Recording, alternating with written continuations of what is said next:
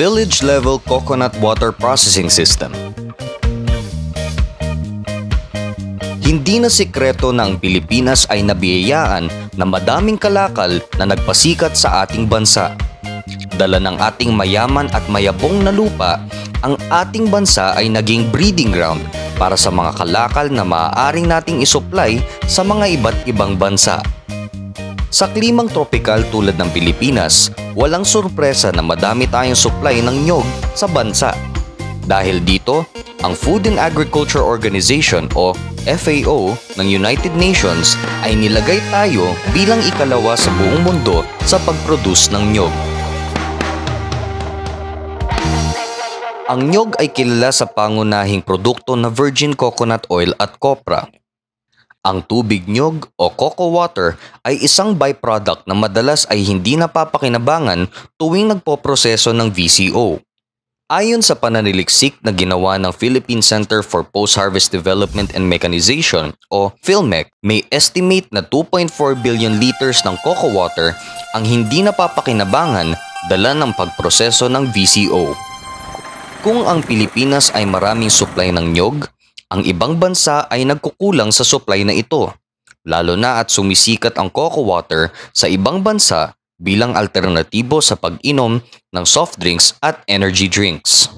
Ang paggawa ng komersyal na cocoa water ay mas mahal gawin at hindi ito madaling magagawa ng mga maliliit na nagsasaka ng nyog. Buti na lang, ang PhilMec ay mayroong solusyon para sa ganitong problema. Ang Village-level coconut water processing system ay ang natatanging solusyon ng PhilMec para sagutin ang hiling ng ibang bansa para sa cocoa water. Ang sistemang ito, sa pangunguna ni Dr. Ofero A. Caparino ng PhilMec, ay isang maingat na pagproproseso ng pag-ani ng cocoa water galing sa matandang nyog hanggang ito ay mailagay sa bote, naimbak at nabenta sa publiko.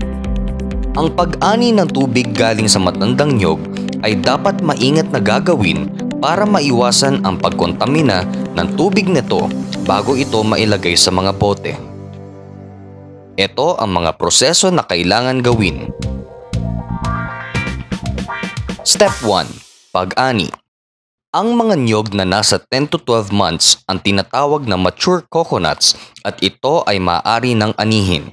Kuhanin ang nyog galing sa pinakataas ng puno at dahan-dahang ilapag sa sahig para maiwasan ang pagbitak ng nyog na maaaring magkontamina ng cocoa water.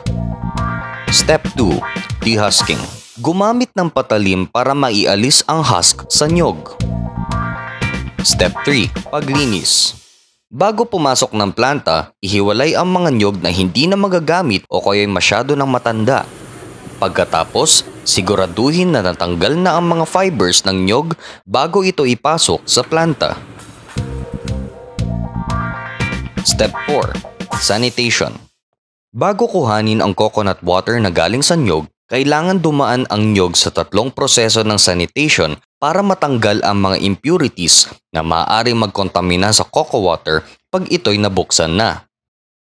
Una, ang mga nyog ay hinuhugasan gamit ang tubig na galing sa gripo. Pangalawa, ang mga nyog ay ililipat sa susunod na container kung saan ang mga nyog ay huhugasan gamit ang tubig na may 300 ppm na chlorine. Ibababad ito ng 15 minutes. Pangatlo, ang mga nyog ay ililipat sa huling container kung saan meron itong tubig na distilled. Ito ang mag-aalis sa mga chlorine na posibleng dumikit sa nyog. Pagkatapos ng pag-sanitize o paglinis, ang mga nyog ay ilalagay sa isang basket para sa susunod na proseso. Step 5. Extracting. Bago kuhanin ang cocoa water, ang gagamitin na extractor ay kailangan linisin gamit ang mainit na tubig at sanitizer bago buksan ang mga nyog. Maglagay ng strainer cloth para matanggal ang mga maliliit na impurities galing sa cocoa water. Gumamit ng food-grade drill para gumawa ng 2 butas sa nyog para ito'y mapabilis ang paglabas ng cocoa water. Ihiwalay ang mga nyog na wala ng tubig sa planta. Ito ay pwede nang magamit para sa paggawa ng copra at VCO. Ang nakuhang cocoa water ay pansamantalang ililipat sa isang tangke bago ito ilipat ng tuluyan sa pre-pasteurization holding tank gamit ang isang suction pump. Step 6. Pasteurization. Ang cocoa water ay dadaan sa proseso ng pag-pasteurize gamit ang pasteurizer chiller na gawa ng Filmec. Sa unang proseso ng pag-pasteurize, ang cocoa water ay ilalagay sa tangke na may init ng 90 degrees centigrade ng 1 minuto. Susunod, ang temperatura ng cocoa water ay pabababain ng hanggang 4 degrees centigrade sa susunod na tangke. Pagkatapos, ang cocoa water ay ililipat na sa chilling tank. Dito muna ilalagay ang cocoa water bago ito ilagay sa bote at ibenta. Step 7. Filling and capping. Paghanda na ang cocoa water, pwede na ito ilagay sa mga bote gamit ang isang semi-automatic filling machine na gawa din ng Filmec. Ang makinaryang ito ay mayroong sensors na maglalagay ng sapat na cocoa water para manatiling pare-parehas ang laman kada bote. Pagkatapos, ang bote ay pwede nang lagyan ng takip at pwede na itong itago bago ito maibenta. Step 8. Storage. Kapag ang cocoa water ay naibote at natakpan na, dapat ito ay ilagay sa isang ref na may lamig na 4 degrees centigrade para mabawasan ang pagkakataon na ito'y masira. Sa wakas, ang cocoa water na ito ay 100% pure, walang halong kemikal o mga preservatives at pwede itong tumagal ng 21 days basta't ito'y nakalagay sa malamig na lugar tulad ng ref.